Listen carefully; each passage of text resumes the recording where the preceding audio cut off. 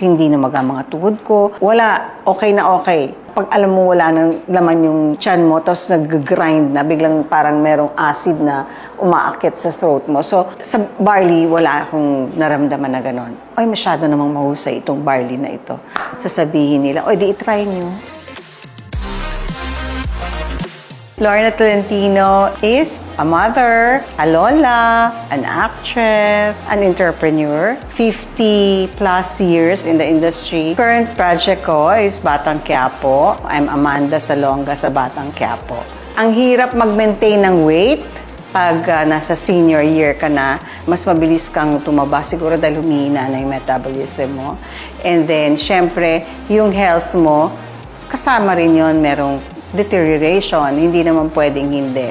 Lahat na ng klaseng diet na try ko na.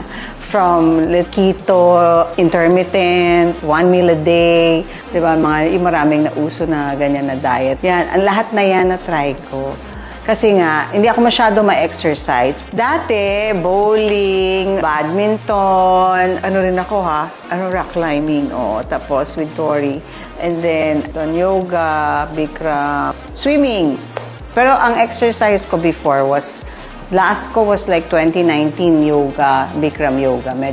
Ngayon, medyo hindi because nagkaroon ako ng problem sa knee ko.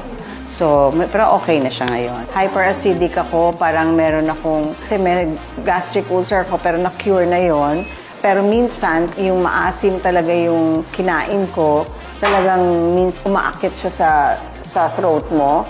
Pag alam mo wala nang laman yung tiyan mo, tapos nag-grind na, biglang parang merong acid na umaakit sa throat mo. So, barley, wala akong naramdaman na ganon.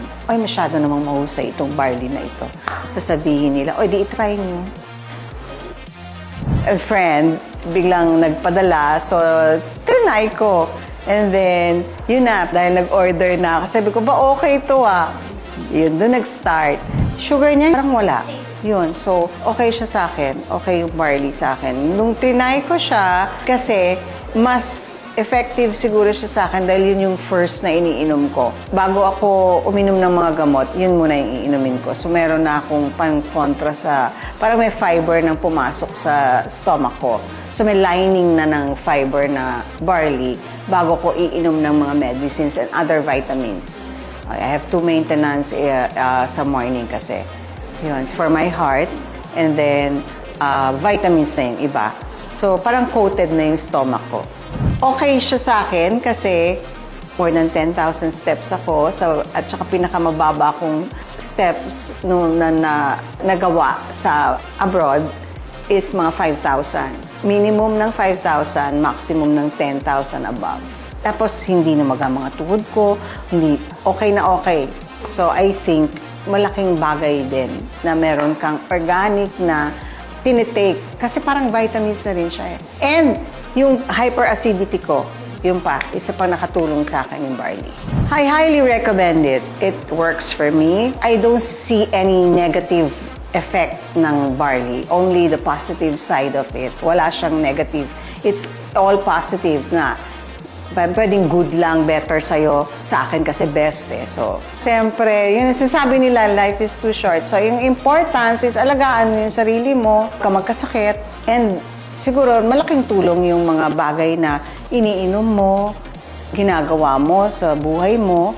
Live a healthy lifestyle is yun ang pinaka-the best. Hi, I'm Lorna Tolentino and I choose JC.